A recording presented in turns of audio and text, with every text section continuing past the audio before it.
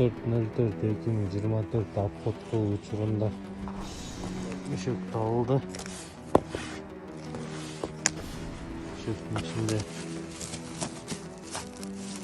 Balgarka akıbetleri varken ne olacak Joe? Ne olacak Kırgız altın?